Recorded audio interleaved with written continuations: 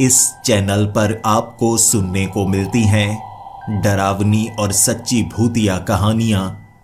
अगर आपको ऐसी ही वीडियोस देखना पसंद है तो हमारे इस चैनल को सब्सक्राइब करना ना भूलें। तो अब बढ़ते हैं आज की कहानी की ओर।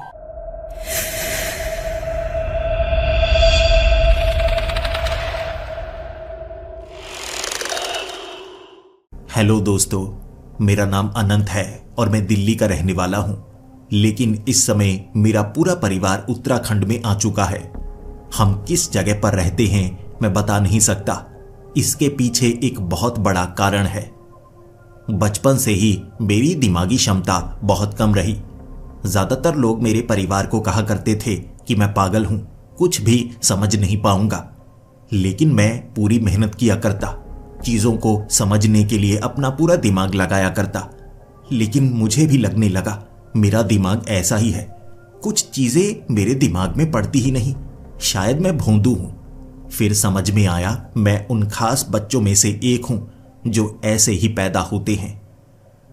आसान चीजों को मैं समझ नहीं पाता, लेकिन मुश्किल चीजों को बड़ी आसानी से समझ लेता हूं।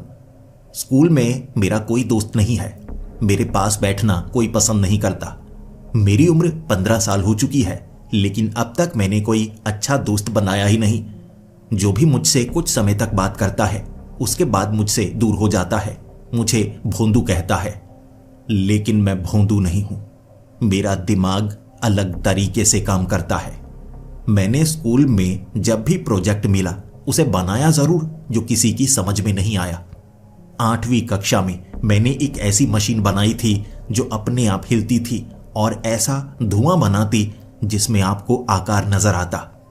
पहले तो मेरे सभी टीचर मुझ पर हंस रहे थे कि ये तुमने क्या बनाया है, धुआं बनाने वाली मशीन, इससे क्या होगा। मैंने कहा था ये सिर्फ धुआं बनाने वाली मशीन नहीं है, यहां पर कुछ ऐसे जीव भी रहते हैं जिन्हें हम अपनी नंगी आंखों से देख नहीं सकते। उनका आकार बिल्कुल इंसानों जैसा होता है, मैं उन्हें महसूस कर पाता हूं, लेकिन इस मशीन के जरिए मैं उन्हें देख भी सकता हूं। फिर उन्हें मैंने धुएं से आकार बनाकर दिखाए। मेरे टीचर बहुत ज्यादा डर गए थे और उन्होंने मेरे परिवार को कहा था इसके ऊपर किसी भूत प्रेत का साया लगता है। एक तो ये पहले से ही पागल है, दूसरा इस पर ऐसा भूत प्रेत का साया आ गया है, ये कुछ ऐसा कर देगा जिससे सबको नुकसान हो सकता है। मुझे 1 महीने के लिए स्कूल से निष्कासित कर दिया गया था और घर बैठा मैं बस यही सोचा करता, मैं कुछ ऐसा बनाऊं जिससे लोगों की भलाई हो। भले ही मेरा दिमाग उस तरह से काम नहीं करता जैसे सबका करना चाहिए, लेकिन मैं कुछ चीजों को आसानी से समझता हूं। तो जहां दिमाग काम करता है मैं उसी तरफ दिमाग लगाऊंगा ना। शायद मेरा दिमाग ऐसा ही है। उसके अगले साल मैंने एक ऐसी मशीन बनाई थी जिससे मैं साबित करना चाहता था कि मुझ पर किसी भी भूत प्रेत का साया नहीं था, बल्कि असल में हमारे साथ ऐसे जीव रहते हैं जो या तो भटकती हुई आत्माएं हो सकती हैं, या हो सकता है हमारे साथ वो रहते हैं, वो भूत प्रेत नहीं है, कुछ और है।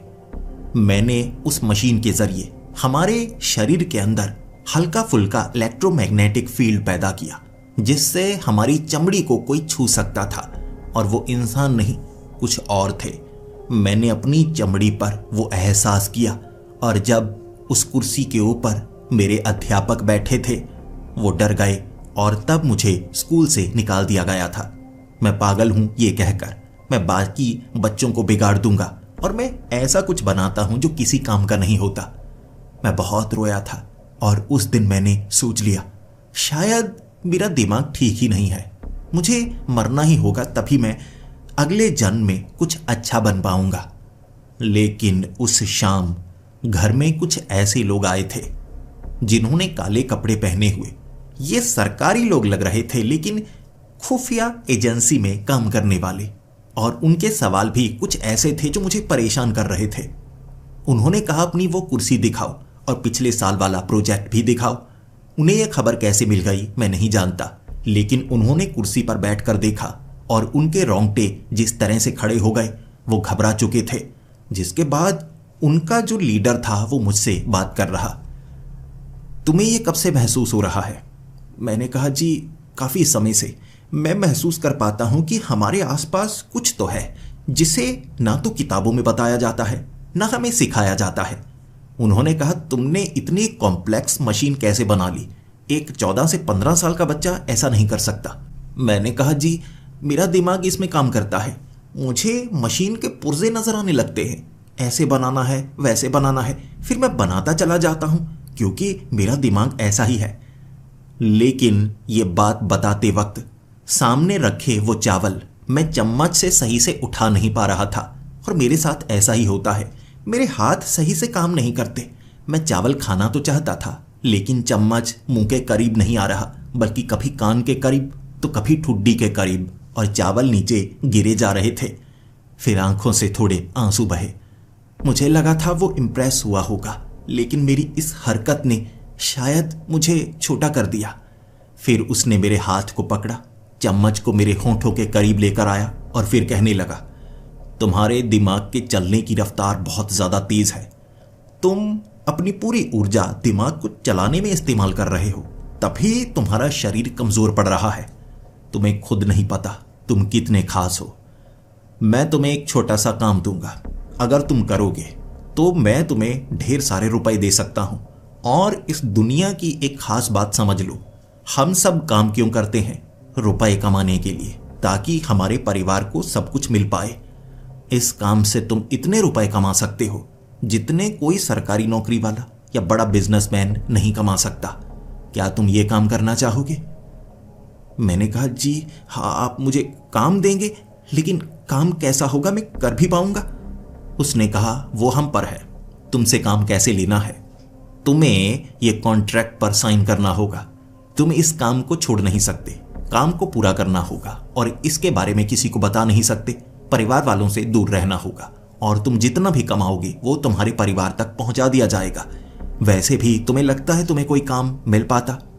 मैंने कहा, जी नहीं, मैं तो खुद सोचता हूं मैं घर वालों पर आगे चलकर बोझ बन जाऊंगा, लेकिन अगर मुझे काम मिलेगा, मुझे रुपए अच्छे मिलेंगे, मैं करने को तैयार हूं। उन्होंने कॉन्ट्रैक्ट पर साइन करवाया था, और उसके बाद मेरे माँ बाप बहुत ज्यादा खुश थे कि मैं एक सरकारी खुफिया प्रोजेक्ट में काम कर रहा हूं। कुछ एक्सपेरिमेंट्स ऐसे होते हैं जिनके बारे में आम लोगों को बताया नहीं जाता। कह सकते हैं हथियारों के एक्सपेरिमेंट या शरीर पर कुछ ऐसे एक्सपेरिमेंट। मैं पूरी तरह से तैयार, और मुझे भेजा गया पश्चिम बंगाल के जंगलों में। वहां बनाए गए थे बंकर। आंखें मेरी बंद कर दी गई थी ताकि मैं उस जगह के बारे में ज्यादा जान ना पाऊं। एक 14 से 15 साल का बच्चा, उस पर कोई भरोसा नहीं कर सकता था। मुझे लगा था अंडरग्राउंड एक बंकर बनाया गया होगा, वहां पर मुझे रहना होगा, मेरे ऊपर एक्सपेरिमेंट्स किए जाएंगे कि मेरा दिमाग कैसे काम करता है, या मुझसे ऐसी मशीनें बनवाई जाएंगी जो शायद मानवता की भलाई के लिए काम आए।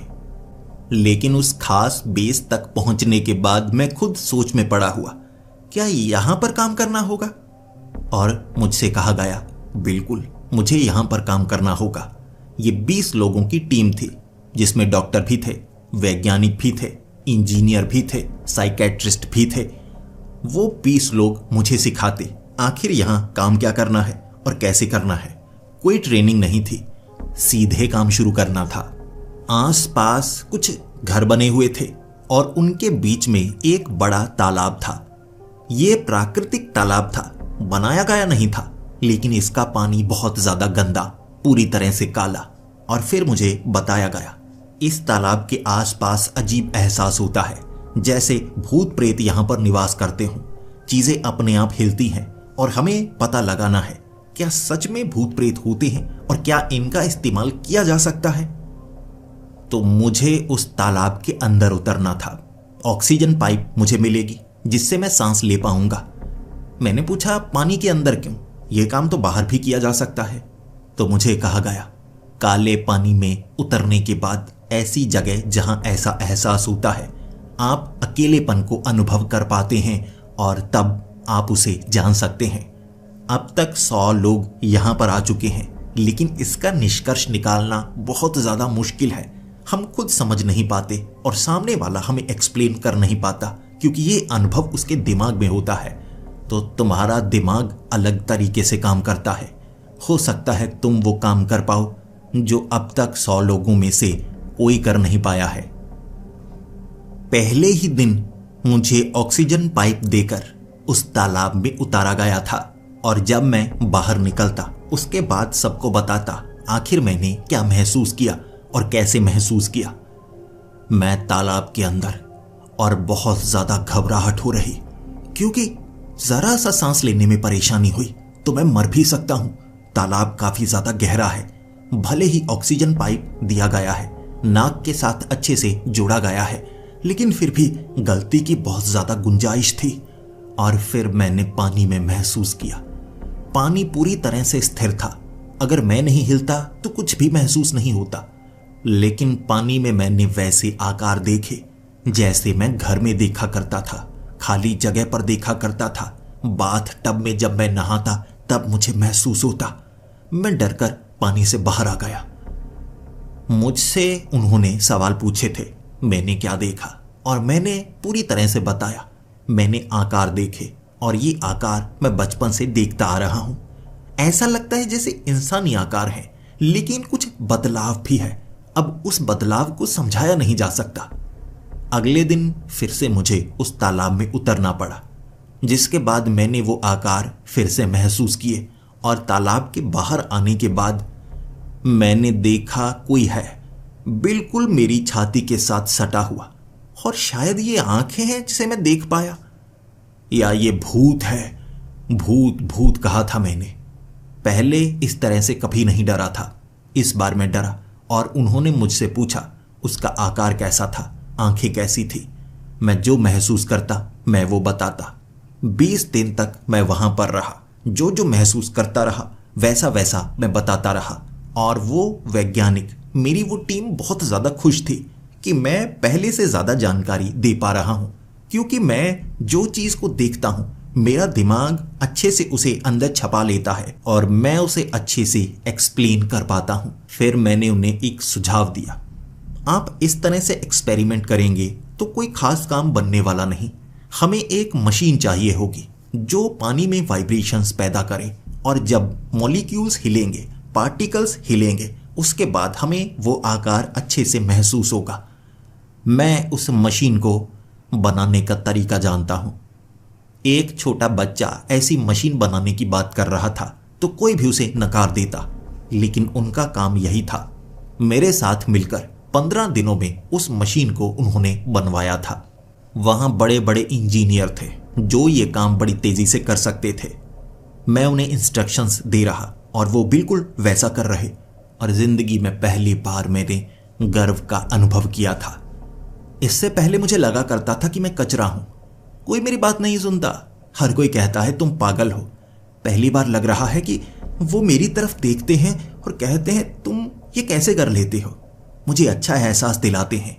15 दिनों में वो मशीन बनाई जो बिल्कुल मेरे सामने हो जब मैं पानी के अंदर हूं, ताकि मैं स्पर्श महसूस कर पाऊं। ऐसी ही मशीन वाला वो प्रोजेक्ट मैंने स्कूल में बनवाया था।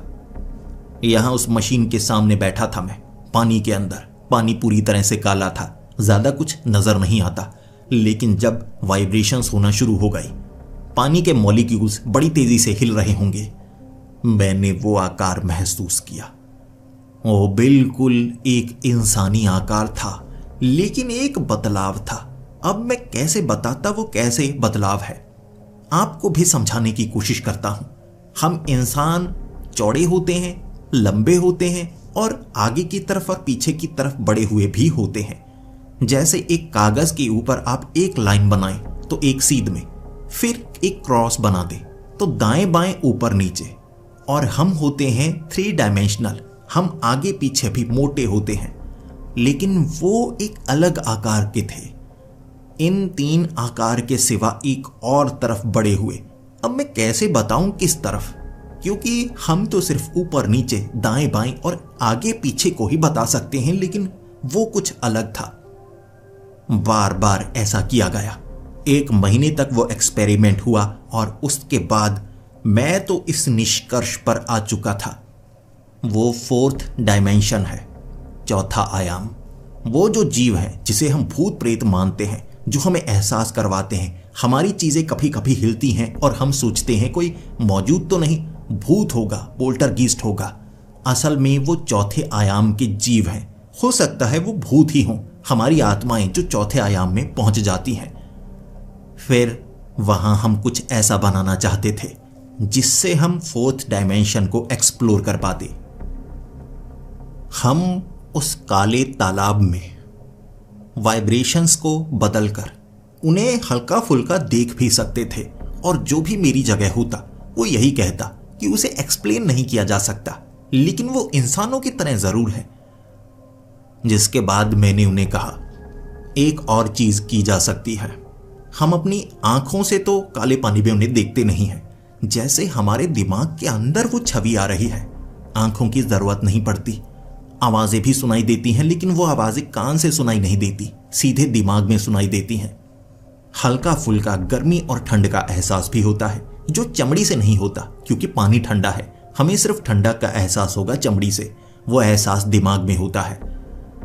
मुझे लगता है कि हमारे शरीर के अंदर हमारी जो आत्मा है, ये उसे एहसास होता है, और एक तरीका है हम उन्हें अच्छे से समझ सकते हैं, महसूस कर सकते हैं। वो तरीका है अपने शरीर से अपनी आत्मा को अलग करना, लेकिन पूरी तरह से नहीं।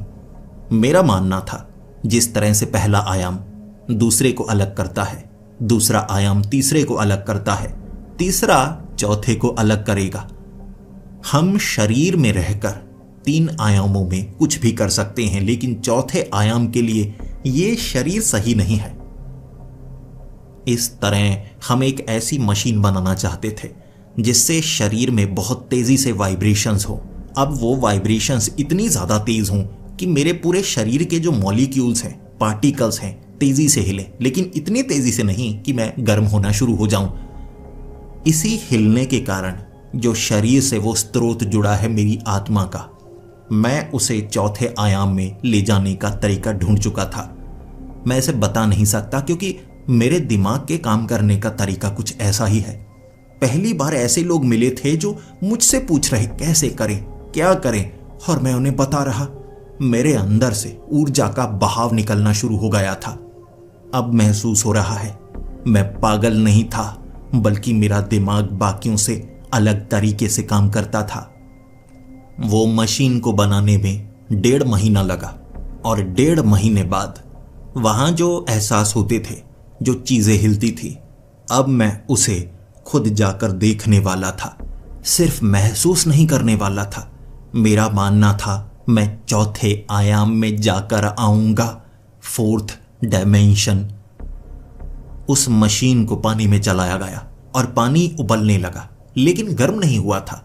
अपने आप इसके जो मॉलिक्यूल्स थे हिलने लगे वाइब्रेशंस के कारण, और ऐसा मेरे शरीर के साथ भी हो रहा। आंखें मेरी बंद थीं, लेकिन मैं इस तालाब के बाहर देख पा रहा। पानी बिल्कुल जैसे मेरे लिए पारदर्शी हो गया हो, जबकि मेरी तो आंखें भी बंद, पलकें भी आंखों के ऊपर, और पानी भी तो काला था, ऊपर से अंधेरा भी। मैं फिर भी देख पा रहा, क्योंकि ये मेरा शरीर, मेरी आंखें या मेरा दिमाग नहीं देख रहा था, ये मेरी आत्मा देख रही थी। मैंने इस तालाब के परे महसूस किया, यहां सिर्फ इंसान ही नहीं है, वो जीव भी हैं। मैं उन्हें जीव इसलिए कह रहा हूं क्योंकि मैं उन्हें इंसान भी नहीं कह सकता। इंसान जैसे थे, लेकिन एक अलग आकार के, 3 आकार से चौथा आकार अलग। मैं उनसे बात करना चाहता था, लेकिन वो बिल्कुल मेरे सामने, यहां कई जीव। फिर मुझे झटका महसूस हुआ और मैं वापिस आ गया, और वापिस आकर मैंने सबको बताया। हम कामयाब हुए। सच में वो भूत प्रेत नहीं है जो हमें आसपास ठंडक का एहसास होता है, कोई हमें छूता है, हमारी चीजें हिलती हैं, जो चीज अपने आप होती है, और कभी कभी ऐसा आकार भी दिखता है। वो भूत प्रेत नहीं है, वो भी हमारी तरह हैं, शायद ऊपरी इंसान, चौथे आयाम के इंसान हमारी तरह थे, लेकिन उनके शरीर हमसे अलग थे, और मैं एक शरीर में गया था। 3 आयामी शरीर को छोड़कर मुझे चौथे आयाम में एक अलग शरीर मिला था, लेकिन उसका इस्तेमाल कैसे करना है मैं नहीं जानता था। और इस तरह चौथे आयाम में दूसरी बार मैंने सफ़र किया और जो जो मैंने देखा आकर उसे मैं बयां नहीं कर पा रहा। मुझसे सवाल पूछे जा रहे थे, वो दिखते हैं 3 आकार से चौथे आकार में अलग, वहाँ की चीज़ें कैसे हैं, क्या वो तकनीक में हमसे उन्नत हैं? मैंने उन्हें बताया मैं वहाँ से धरती को देख पा रहा था, और ना सिर्फ धरती को देख पा रहा था, मैं हर एक इंसान को देख सकता था। यहाँ पर दूरी बहुत ज़्यादा है। किसी दूसरे देश में किसी से अगर हमें मिलना हो तो लंबा सफ़र तय करना होगा, लेकिन ये सफ़र हमारे शरीर को तय करना पड़ता है। वहाँ पर मेरी आत्मा थी और मेरी आत्मा तो धरती के हर एक जीव को बिल्कुल अपने सामने देख पा रही। चौथा आयाम हमारे तीसरे आयाम से बड़ा है। इसे मैं इस तरह से एक्सप्लेन कर सकता हूँ। एक कागज़ पर एक लाइन एक दिशा में, उसे क्रॉस बना दें तो ये 2 दिशाएं, और कागज़ से वो जो लाइंस हैं वो बाहर नहीं आ सकती क्योंकि वो 2 आयामी हैं। जैसे कि टीवी 2 आयामी होता है, ऊपर नीचे और दाएं बाएं उसमें चित्र नजर आता है, लेकिन चित्र आगे पीछे नहीं होता। हम 3 आयामी हैं, हम आगे पीछे भी हो सकते हैं। वो चौथा आयाम है, वहां पर एक अलग दिशा भी है जिसमें वो जीव बढ़ सकते हैं, और वो दिशा समय नहीं है। मैंने हर एक जीव को अपने सामने देखा। उनके लिए बहुत छोटा है सब कुछ। हमें जो बड़ा नजर आता है, एक सौर मंडल, एक बड़ी गैलेक्सी, वहां पर वो एक तिनके के बराबर थी। मैं एक ही तिनके में सब कुछ देख पा रहा, और वो हमें महसूस कर सकते हैं, लेकिन वो हमें परेशान नहीं करते। वो हमसे अलग हैं और अलग रहना पसंद करते हैं, और वो मुझसे बात करना चाहते थे क्योंकि उनके लिए बहुत समय बाद कोई 3 आयामी जीव चौथे आयाम में पहुंचा था। मुझे लगातार 3 दिनों तक वहां पर भेजा गया चौथे आयाम में उनसे बात करने के लिए, क्योंकि मुझे जानकारी चाहिए थी, मेरी टीम को भी जानकारी चाहिए थी। लेकिन इससे वो तालाब में असर होने लगा। पहले पहले मुझे लगा था तालाब कुछ ज्यादा गहरा नहीं हो गया, लेकिन तीसरे दिन वो तालाब इतना गहरा था कि एक बार मैं नीचे खींचने लगा, और फिर बड़ी मुश्किल से तैरकर मैं ऊपर की तरफ आया। मशीन को उसके बाद बंद किया गया। एक और वैज्ञानिक कह रहा था तालाब नीचे की तरफ गहरा हो ही नहीं सकता, मिट्टी सख्त है, मैं झूठ बोल रहा हूं। और उसने तालाब की गहराई नापने की कोशिश की। वो तालाब की गहराई नापने के लिए गया था, वापिस नहीं लौटा। वो उस गहराई के अंदर कहीं चला गया, बाहर आ ही नहीं पाया। लेकिन वो ऑक्सीजन पाइप उससे जुड़ी थी। मैंने पानी में जाकर देखा, ये ऑक्सीजन पाइप होगी लगभग 15 से 20 फुट लंबी, लेकिन वो इतनी गहराई में पाइप जैसे खींचकर रबर की तरह लंबी हो गई थी, और वो उस गहराई में था। किसी तरह पाइप के सहारे ही उसे उस अनंत गहराई से खींचा गया। ये शायद चौथे आयाम का नतीजा था। वो वैज्ञानिक बाहर तो आ गया, लेकिन बिल्कुल स्थिर और जड़ हो चुका था, बात नहीं कर रहा था। उसका दिमागी संतुलन हिल गया था। उसे जिंदा तो कह सकते हैं, लेकिन उसके अंदर चेतना नहीं थी, जैसे उसकी आत्मा चूस ली गई हो। फिर मैं चौथे आयाम में गया। उन जीवों को देखना चाहता था। मैं अपने उस साथी वैज्ञानिक की मदद चाहता था। वो मुझसे बात करना चाहते थे, लेकिन धीरे धीरे वो भाषा को मैं समझ पाया। वो भाषा अलग नहीं थी। हम मुंह से बोलते हैं, हमने शब्द बनाए हैं, लेकिन दिमाग में बिना शब्दों के जानकारी देना पहले मुझे नहीं आता था। लेकिन चौथे आयाम में कोई बात नहीं करता, सीधे बातें समझाई जाती हैं, और मुझे समय लगा दिमाग में वो जानकारी कैसे डाली जाती है। और फिर मैं जान पाया, मेरे उस वैज्ञानिक साथी की आत्मा चौथे आयाम में फंसी है, और वो खुद चौथे आयाम तक नहीं पहुंचा, बल्कि उसे खींचा गया है। वो अब ऐसे ही रहेगा, बिना आत्मा का वो शरीर। वो समझो मर चुका था। लेकिन मेरा दिमाग अलग तरीके से काम करता है, इसीलिए मैं अपनी आत्मा को चौथे आयाम में भेज भी सकता था, वापस अपने शरीर में ला भी सकता था। लेकिन चौथा आयाम तीसरे आयाम से बार बार जुड़ रहा था, तो एक अनंत गहराई पैदा हो रही थी ये उस तालाब के नीचे। इसके लिए 24 घंटे हमें कुछ नहीं करना था और वो गहराई बिल्कुल ठीक हो जाती, तालाब का छेद बंद हो जाता। हमने 48 घंटे इंतज़ार किया, वो छेद ठीक हुआ और फिर से हमने एक्सपेरिमेंट जारी रखा। चौथे आयाम की जानकारी मैं तीसरे आयाम तक पहुंचा रहा था। मुझे उन जीवों ने बताया वो हमें देखा करते हैं, लेकिन सिर्फ हमें ही नहीं, वो कई ब्रह्मांडों को एक समय पर देख सकते हैं। मैंने भी अपने इस ब्रह्मांड से परे दूसरे ब्रह्मांड को देखने की कोशिश की, लेकिन मेरे दिमाग का स्तर उस स्थिति पर नहीं था, इसीलिए मैं वो कर नहीं पा रहा। फिर वो जीवों से मुझे पता लगा 5 आयाम है और 5वां आयाम भी वो महसूस करते हैं, उससे वो डरते हैं और वो जानकारी चाहते हैं 5वें आयाम की, जो वो पा नहीं सकते। लेकिन मैंने कहा ना, मेरे दिमाग के काम करने का तरीका कुछ अलग था। मैं बार बार वहां जाता रहा।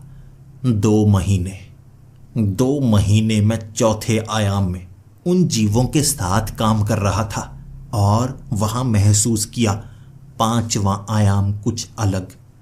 वो चीज क्या थी? वहां से चौथा आयाम कुछ अलग नजर आता। ये मैं कर पा रहा, लेकिन चौथे आयाम के जीव नहीं कर पा रहे।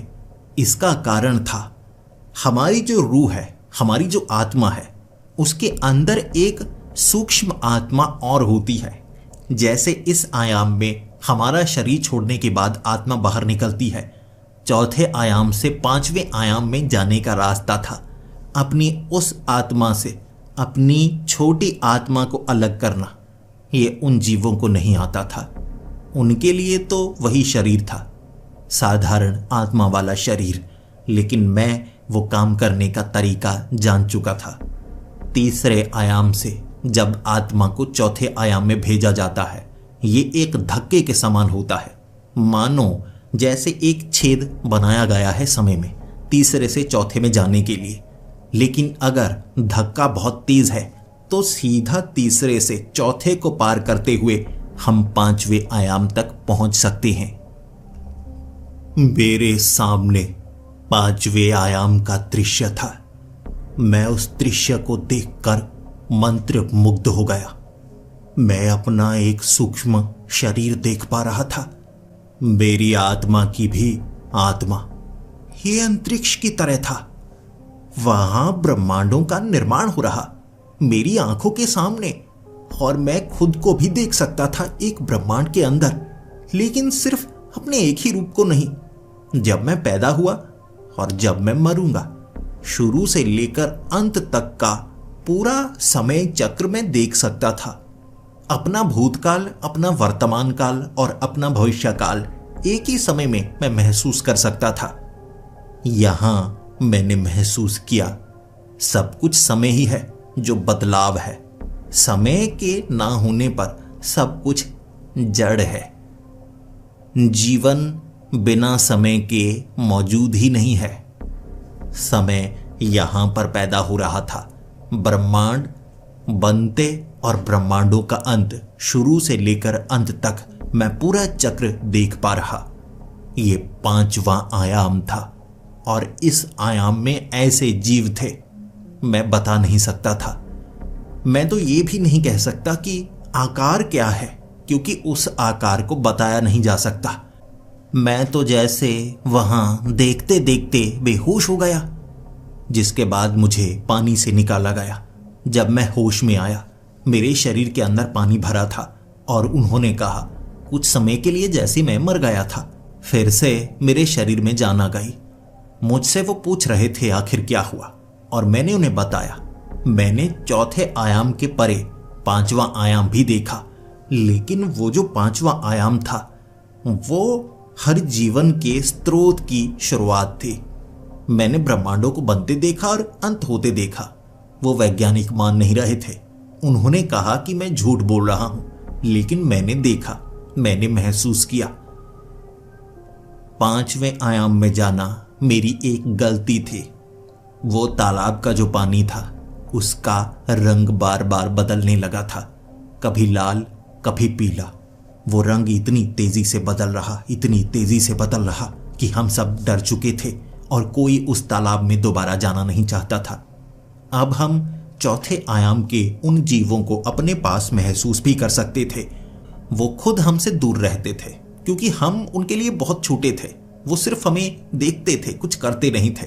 लेकिन मैंने कुछ ऐसा किया था, एक ऐसा छेद तीसरे आयाम से सीधे पांचवें आयाम का।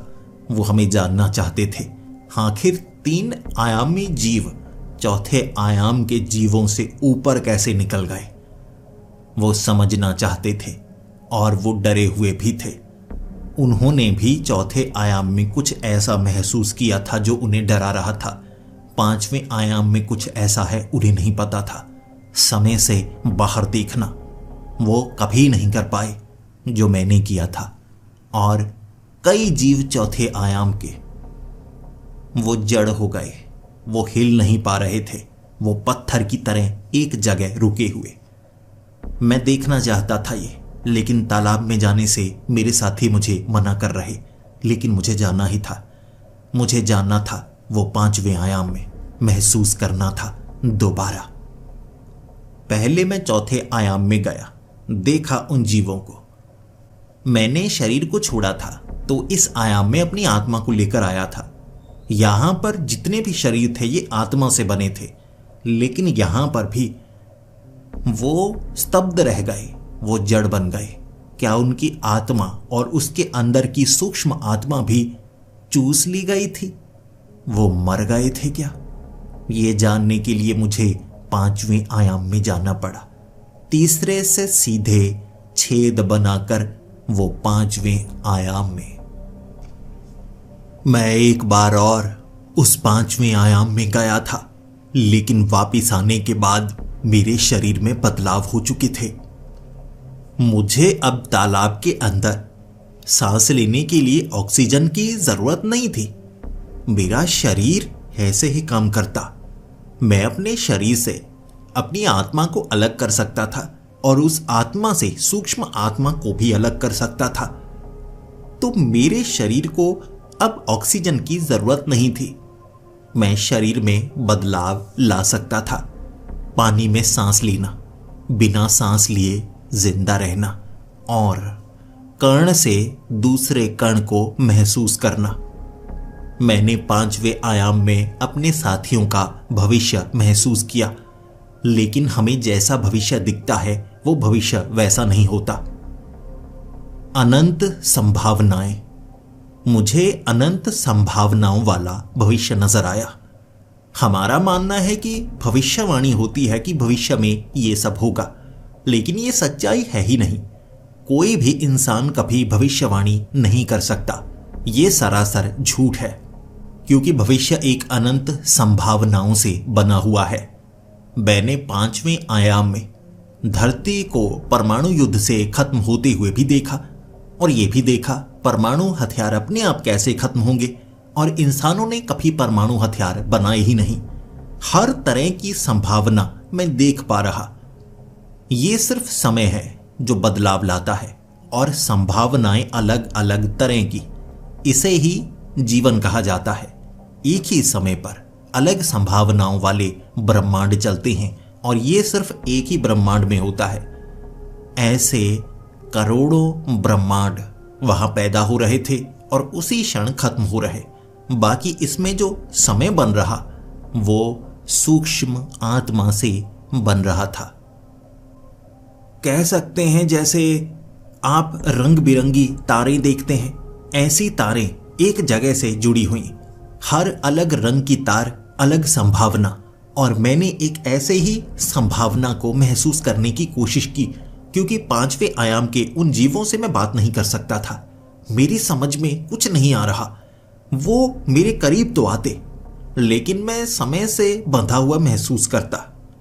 मैं बयान नहीं कर सकता, लेकिन वापस आने के बाद मैंने उस तालाब का पानी सूखा हुआ पाया। मैंने अपने साथियों को कटा हुआ, जला हुआ पाया। एक परमाणु धमाके से इस पूरी जगह को खत्म पाया, लेकिन मेरा शरीर बच चुका था क्योंकि मेरी आत्मा और मेरी सूक्ष्म आत्मा जो इससे जुड़ी थी वो इसे खत्म होने नहीं देती। ब्रह्मांड से छेड़छाड़ में मैंने एक अलग संभावना को जन्म दिया, लेकिन मुझे उस संभावना को जन्म देने से पहले सब कुछ खत्म करना भी सीखना था ताकि मैं सब कुछ ठीक कर पाता। मैंने अपने हाथों तबाही की थी और मैंने अपने हाथों सब कुछ ठीक किया। और जब मैं अपने साथियों को ये बता रहा था कैसे मैंने उनकी सड़ी हुई चमड़ी देखी, जली हुई चमड़ी देखी थी, मुझे लगा था हर चीज का अंत हो गया है, लेकिन मैंने उसमें बदलाव किया और मैंने उस संभावना से जो नया बना था उसे खत्म किया। यानी कोई इंसान 5वें आयाम में बदलाव कर दे तो ये एक नई संभावना पैदा होती है जो एक समय चक्र की तरह है, जहां से शुरू वहीं पर खत्म। अगला 1 महीना मैं 5वें आयाम में जाता रहा और चौथे आयाम के जीव मुझे रोकने की कोशिश करते, लेकिन अब वो ऐसा नहीं कर सकते थे। मेरे शरीर को खत्म नहीं किया जा सकता था। ब्रह्मांड की हर एक संभावना में मेरे शरीर को खत्म करना असंभव हो चुका था। इसीलिए मैं 5वें आयाम में अब चौथे आयाम का बदलाव कर सकता था, जिससे चौथे आयामीय जीव डरने लगे थे और वो मेरे आयाम में बदलाव लाना चाहते थे। मैंने वो बदलाव भी रोका। 1 महीने में मैंने 5वें आयामीय उन जीवों से बात करना सीख लिया था। उनका जीवन निर्माण के लिए ही था और उनका अंत भी निर्माण के लिए ही था। ब्रह्मांडों की उत्पत्ति वहीं से हो रही थी और ब्रह्मांडों का अंत भी वहीं पर हो रहा था। मैं उन जीवों से बात कर पा रहा, बिना शब्द के, बिना ज्ञान के। वो बातचीत मेरी समझ से बाहर थी और उसे मैं बता तक नहीं सकता। और वापस आने के बाद मैं बिल्कुल स्थिर हो जाता। मेरे साथी वैज्ञानिक मुझसे पूछते आखिर उन्होंने क्या बताया।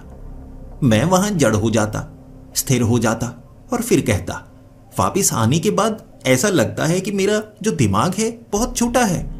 मैं उन चीजों को याद ही नहीं रख सकता, और अगर मैं उन्हें याद भी रखता हूं तो मैं उसे बता नहीं सकता। वो पूरा का पूरा ज्ञान बस 5वें आयाम तक ही है। कह सकते हैं कि एक इंसान का दिमाग और इंसान की जानकारी आप चींटी के दिमाग में डालने की कोशिश करेंगे तो चींटी वो कर ही नहीं सकती। ऐसे मैं 5वें आयाम में सूक्ष्म आत्मा में था। यहां पर एक साधारण 3 आयामीय शरीर में तो मेरा मस्तिष्क उसके काबिल नहीं है कि मैं बता पाऊं, लेकिन फिर भी हमें कोशिश करनी थी। ये एक्सपेरिमेंट बहुत ज्यादा आगे निकल चुका था। अब वो ये सब जानकारी किसी सरकार को देना नहीं चाहते थे या मानवता की भलाई के लिए नहीं। हम उससे बहुत ज्यादा आगे निकल गए थे। कोई अपना फायदा नहीं चाहता था। हर किसी को वो अटल सत्य जानना था। उसके पार क्या है, हम क्यों बने हैं, हमारा अंत क्यों होगा, इसके पीछे कारण क्या है। क्योंकि जीवन का कोई तो कारण होगा। जीवन की शुरुआत कहां से होती है? अगर ब्रह्मांडों की शुरुआत 5वें आयाम से होती है तो 5वें आयाम में भी जीव है। उनकी शुरुआत कहां से होती है? क्या कोई छठा आयाम भी है? 5वें आयाम के जीव छठे आयाम के बारे में कुछ तो जानते थे, जिससे वो डरते भी थे, लेकिन इसी में वो आनंद भी मानते थे और इसी में वो सुख का अनुभव भी करते थे। लेकिन छठे आयाम में जाने का वो रास्ता नहीं जानते थे। रास्ता मैं ढूंढना चाहता था। मैं 1 महीने तक ये सोचता रहा कि मैं 5वें ही आयाम में रुकना नहीं चाहता। मैं चाहता हूं छठे आयाम में जाना, एहसास करूं आखिर इससे ऊपर क्या है, चाहे इसमें मैं मर भी क्यों ना जाऊं। उन्हें तरीका नहीं पता था, लेकिन इतना जरूर था, जो 5वें आयाम के जीव हैं उनसे चौथे आयाम के जीव निकले हैं, और जो चौथे आयाम के जीव हैं उनसे हम सब इंसान जो तीसरे आयाम के जीव हैं वो निकले हैं। मैं बस वो पांचवें आयामों के जीवों का स्रोत देखना चाहता था, उनसे ऊपर। और 1 महीने में मैंने एक तरीका ढूंढा, पांचवें आयाम से भी परे। हमें उस जगह जाने के लिए बहुत ज्यादा ऊर्जा की जरूरत है। जैसे तीसरे आयाम से शरीर से बाहर जब आत्मा को धकेला जाता है, वो चौथे आयाम तक पहुंच जाती है, और अगर उसमें सूक्ष्म आत्मा को उससे भी ज्यादा तेजी से धकेला जाए तो छेद बनाकर वो पांचवें आयाम तक पहुंच जाती है।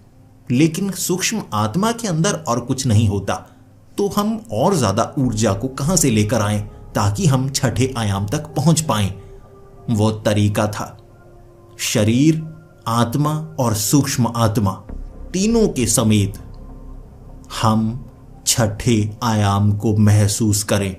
पूरी ऊर्जा एक ब्रह्मांड के बनने से एक ब्रह्मांड के अंत की वो ऊर्जा, यानी कि कुछ नहीं में ही सब कुछ है।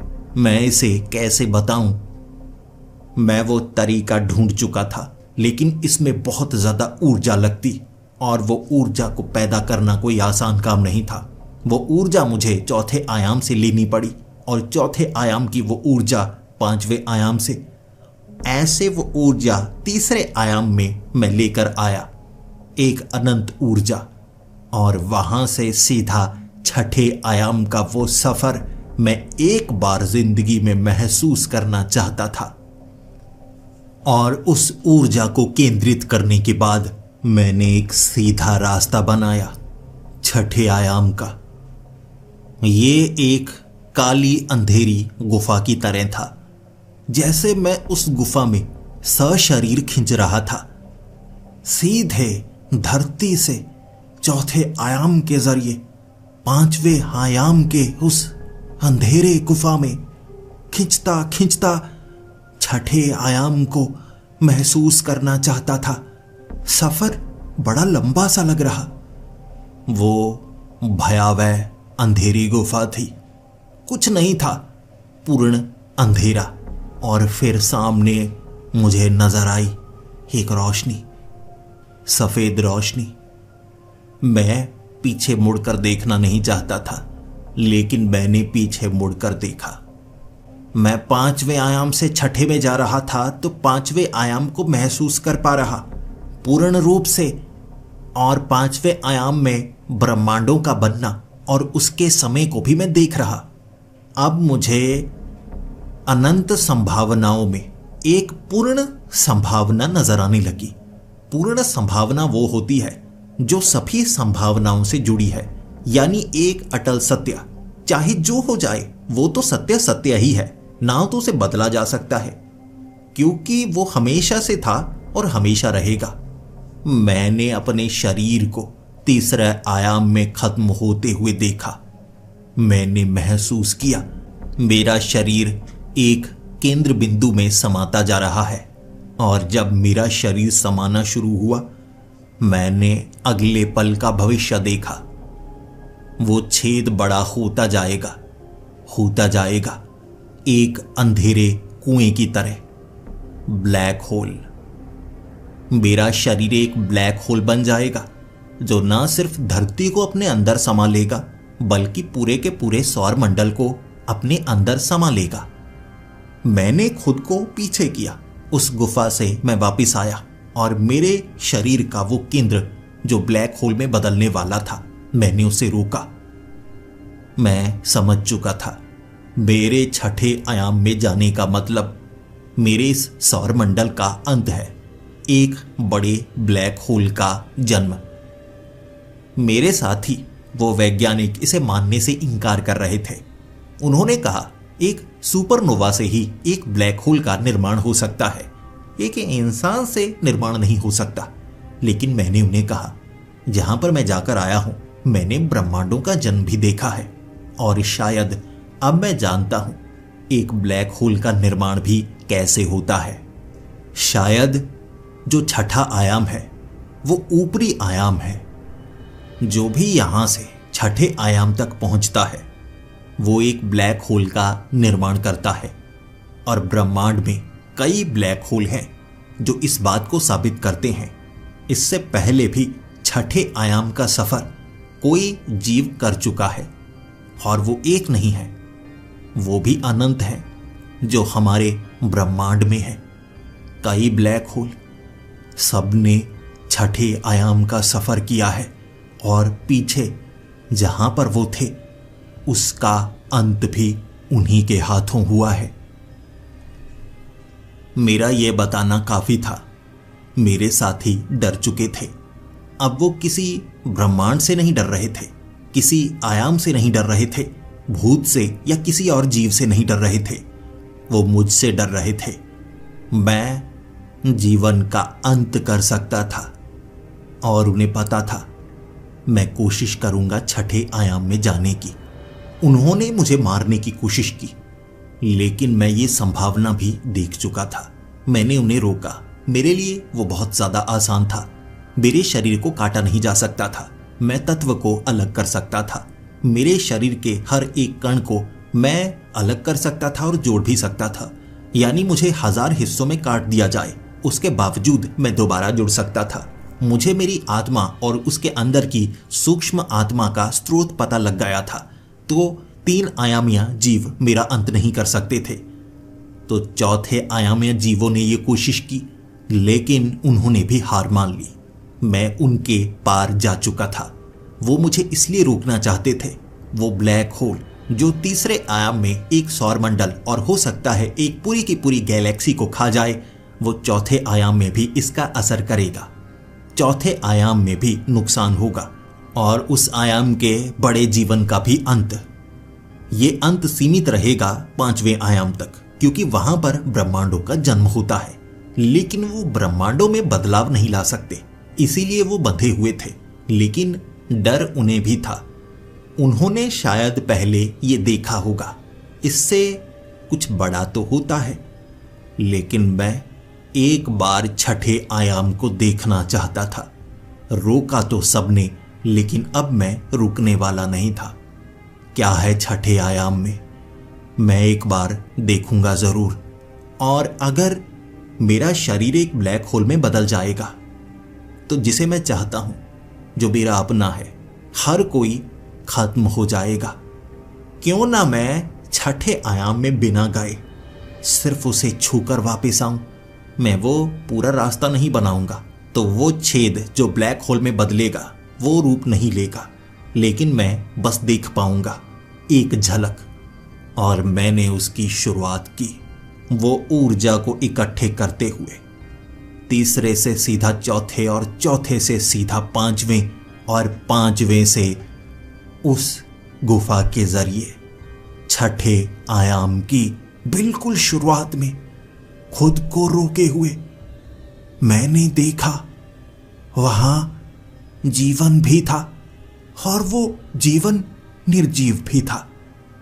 वहां मैंने कई जीव नहीं देखे, कुछ था जो सिर्फ एक था। और जब मैंने उसे महसूस किया, मैं क्या बताता, सिर्फ कुछ एक। और फिर मैं वापिस आ गया। वो अच्छा भी था, वो एहसास बुरा भी था। मैं कैसे बताऊं। मेरे साथी जानना चाहते थे कि मैंने अंत नहीं किया है। आखिर मैंने देखा क्या, और मेरे एक ही शब्द थे, वो एक ही था। उनका सवाल था, क्या एक ही था, मैंने क्या देखा, और मेरा जवाब एक ही था। मैं बड़बड़ाने लगा था। मुझे शब्दों का बोध नहीं रहा था। मैं कहने लगा था, एक ही था, तुम भी एक ही हो, मैं भी एक ही हूं। मैं तुम हूं, तुम मैं हूं, सब एक ही है। कुछ भी अलग नहीं है। अगर आप भी मेरी तरह खास हैं, शायद आप मेरी बातों को समझ पाएं।